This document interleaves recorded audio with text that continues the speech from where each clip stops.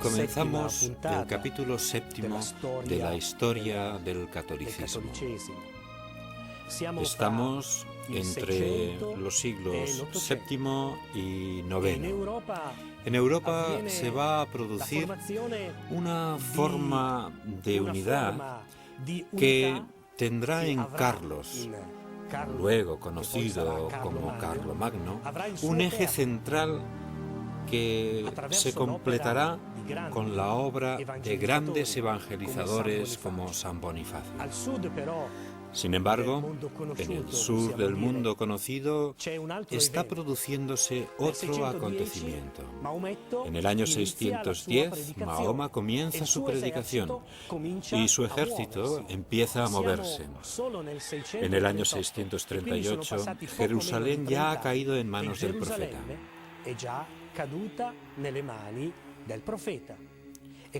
Han pasado menos de 30 años y la conquista avanza con gran celeridad. Las regiones que primero recibieron el anuncio del Evangelio son las primeras que caen.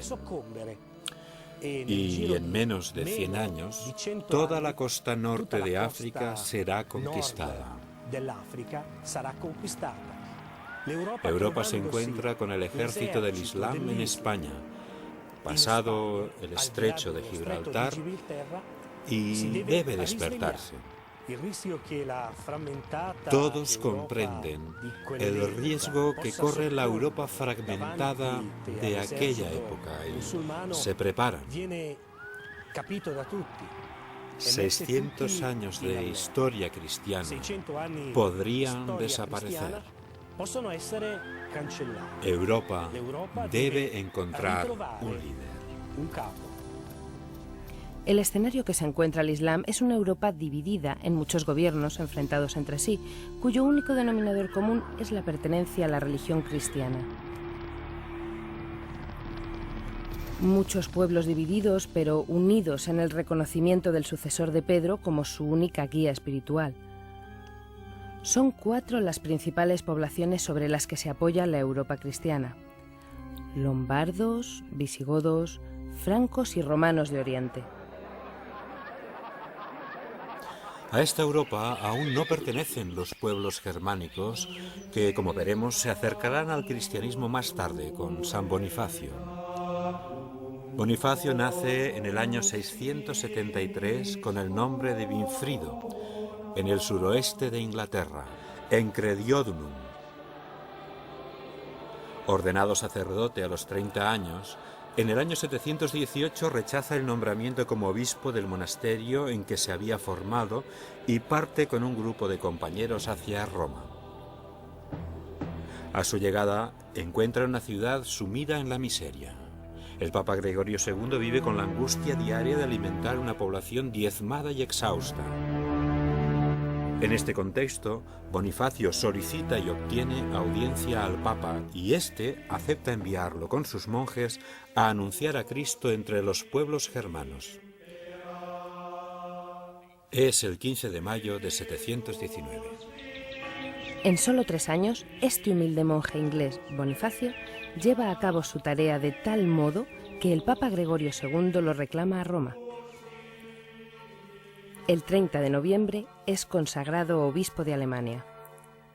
De vuelta a Alemania, Bonifacio funda una serie de abadías. En esta tarea es ayudado a su vez por la red de abadías benedictinas inglesas, de las cuales reciben no solo apoyo moral y material, sino también monjes, monjas y laicos profundamente motivados para el esfuerzo misionero.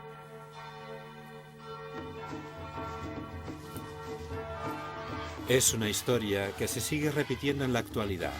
Por todos los continentes, los monjes, religiosos y laicos se desplazan y fundan nuevas realidades que a su vez se convierten en promotoras incansables del anuncio del Evangelio de Cristo a millones de hombres. En el año 731 muere el Papa Gregorio II. El nuevo Papa Gregorio III convoca un sínodo en noviembre de ese mismo año. Y en él se condena definitivamente al emperador de Bizancio, León III, que en su obsesión iconoclasta hace quemar todas las imágenes religiosas. Pero Gregorio III defiende la validez y la necesidad de narrar la fe con las imágenes frente a la idea iconoclasta del emperador bizantino. El Papa Gregorio III sigue también apoyando al monje Bonifacio, el cual permanecería durante 40 años entre aquellos pueblos, convirtiéndoles hasta el día trágico en que un grupo de irreductibles paganos lo asesina. Así entra el monje Bonifacio en la larga lista de los santos mártires. Se podría decir que San Bonifacio tejió la urdimbre de esta búsqueda de unidad. Su martirio en Docum, el 5 de junio de 755, es señal de esta voluntad de lograr una unidad en Europa. Y frente al guerrero que alza sobre él la espada, no puede oponer otra cosa que el libro sagrado, el Evangelio del Amor. Por ello, Bonifacio es mártir, pero al mismo tiempo puede convertirse en el hombre que ha puesto las bases para que Europa encuentre su corazón, su centro de unidad.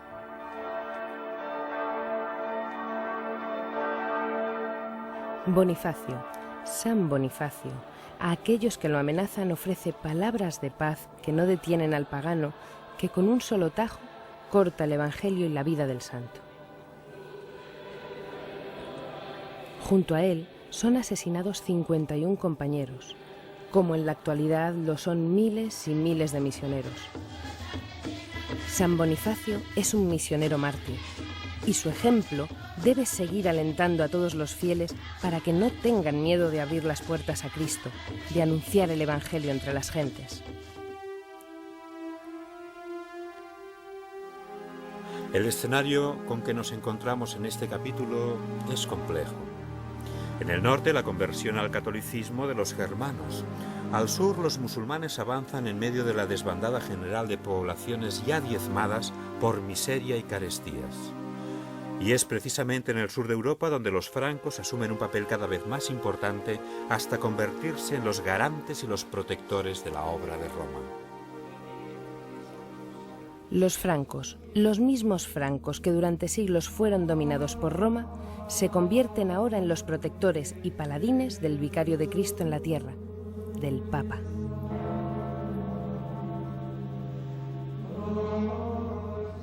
La primera figura que descuella en la estirpe carolingia es Carlos Martel.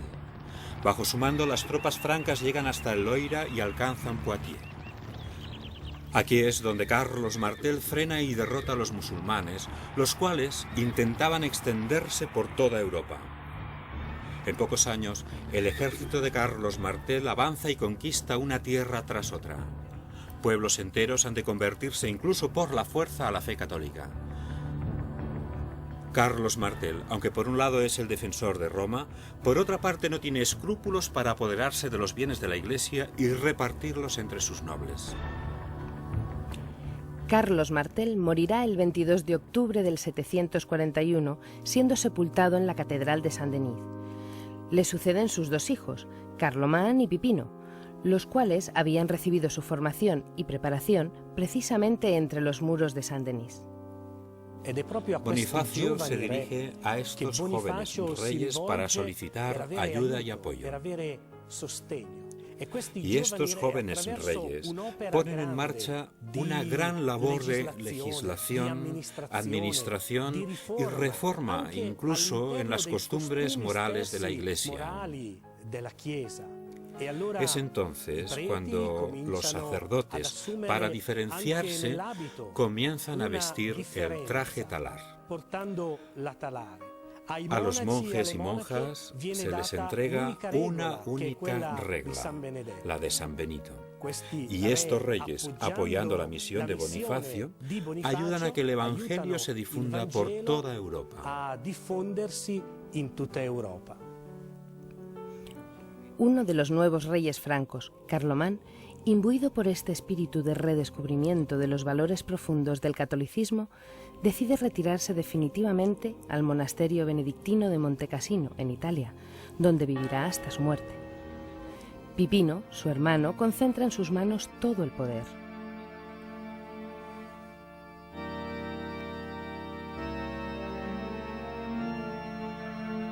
La situación en Roma es cada vez más precaria.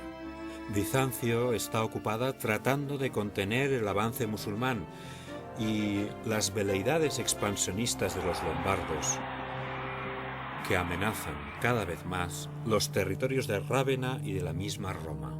El Papa Esteban II acepta la protección que le ofrece el rey de los francos, Pipino el Breve. En el 753, pasando por Pavía, llega a Francia en medio de la devoción del pueblo y de la corte. Aquí, en la Catedral de Saint-Denis, el Papa concede a Pipino el título de Patricio de Roma, como protector de Roma. Y el mismísimo rey de los francos acompaña en su regreso a Italia al Papa, sometiendo a los lombardos y convenciéndoles para que cejen en su amenaza sobre Roma. Así pues, el Papa vuelve a una Roma que ya no sufre el acoso lombardo, pero los traidores siempre son traidores. Y nada más volver los francos a sus territorios, los lombardos, guiados por Astolfo, parten de Pavía para asediar Roma. El Papa Esteban II resiste y logra enviar por vía marítima mensajeros al rey de los francos. Pipino se pone en marcha y pronto alcanza con sus tropas Pavía, y Astolfo, rey de los lombardos, deja Roma para defender su reino ahora amenazado. Astolfo, derrotado, restituirá todos sus territorios al pontífice romano. Aunque enseguida llegan de Bizancio embajadores del emperador Constantino V, reclamando al rey franco Pipino los territorios de Rávena y Emilia.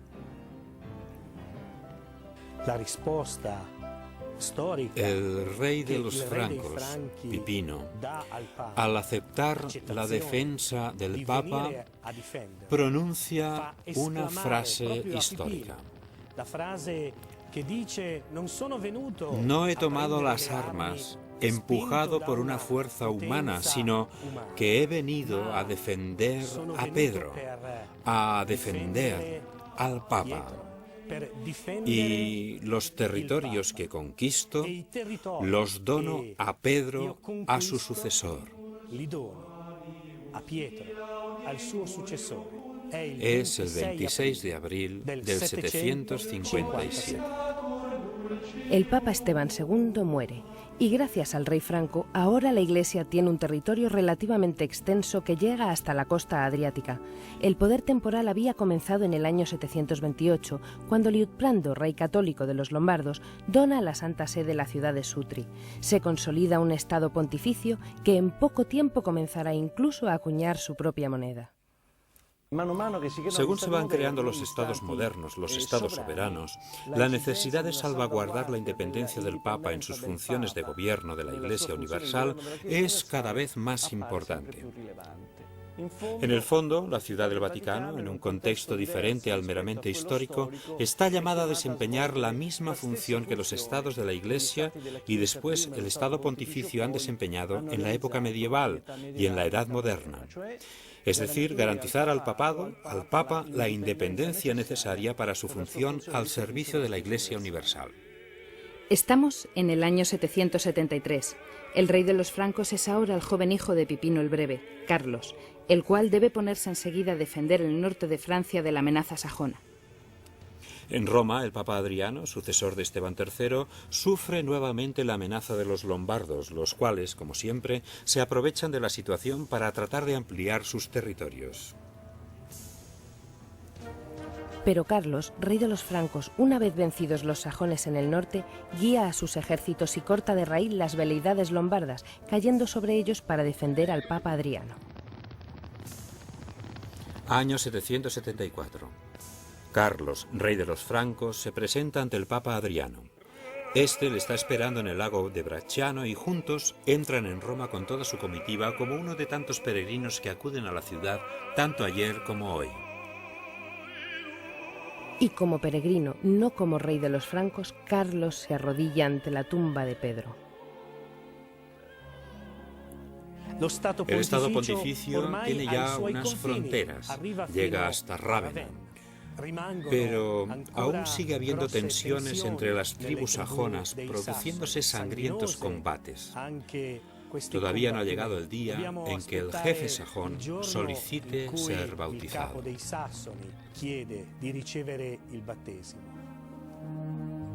Igual que el rey de los avaros, Tudum, que se hizo bautizar en Aquisgrán teniendo como padrino al mismísimo Carlos.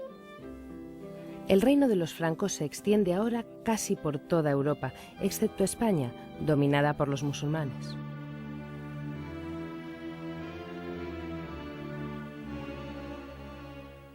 La larga historia de la Iglesia es una historia compleja, muchas veces complicada y marcada por tres elementos importantísimos. En primer lugar, la gran variedad de lenguas, de etnias, pueblos y naciones. En segundo lugar, por la gran variedad de religiones y caminos diferentes para llegar a creer y a expresar la divinidad. Y en tercer lugar, por una presencia que atraviesa la fe cristiana, la fe católica. Esta presencia se ha visto de alguna manera molestada o incluso sacudida en el momento en que los pueblos árabes musulmanes comienzan su ascenso y expansión por el norte de África, por Oriente Medio. Por las tierras y áreas geográficas que se habían considerado siempre como cristianas bajo el Imperio Bizantino, por decirlo de otra manera, bajo el imperio de la Iglesia Católica. En esta visión universal tenemos que encuadrar el diálogo con los musulmanes. Sabemos que en Europa, en nuestra realidad actual, tenemos ciertas complicaciones. Tenemos sociedades y pueblos que tienen una fe diferente. Es necesario encontrar un camino viendo e intuyendo un rostro, una presencia.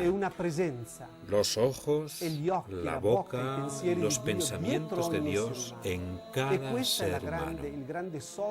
Y esta es la base principal, el gran espacio en el que se construye la dignidad de la persona, los valores humanos, los derechos humanos.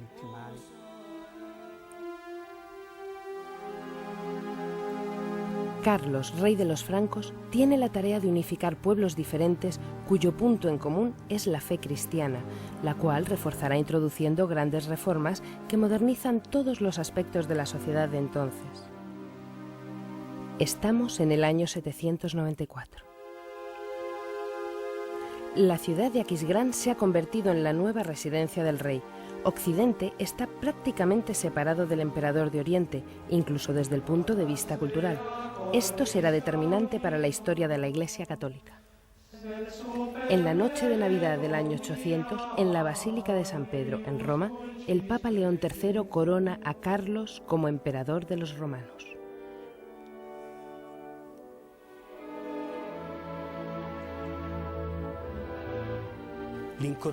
La coronación de Carlos, que se convierte en Carlomagno, es ciertamente el comienzo de un nuevo orden en Europa. Evidentemente, todo esto no le gusta nada al emperador de Bizancio, el cual reitera que solo puede haber un emperador de los cristianos. El territorio italiano, la situación es complicada. Siracusa, en Sicilia, en esta época, habla griego. Podemos considerarla como un territorio que está dentro de Italia, aunque en aquellos tiempos la división era diferente. Entonces, ¿cómo es posible armonizar estas tensiones? La separación entre las iglesias de Oriente y Occidente era cada vez más profunda. Una grieta que en la actualidad, y a través de un gran esfuerzo, pero con cierto éxito, está intentándose reparar.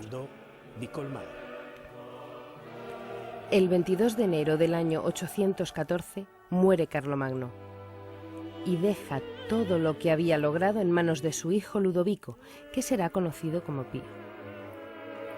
La época del feudalismo está comenzando. Muy pronto, en el norte, Polonia y Rusia serán evangelizadas. Y en los caminos de Europa, los recorridos de los peregrinos abren los senderos del medioevo hacia sus catedrales. A la Iglesia le esperan grandes retos, como veremos en el próximo capítulo.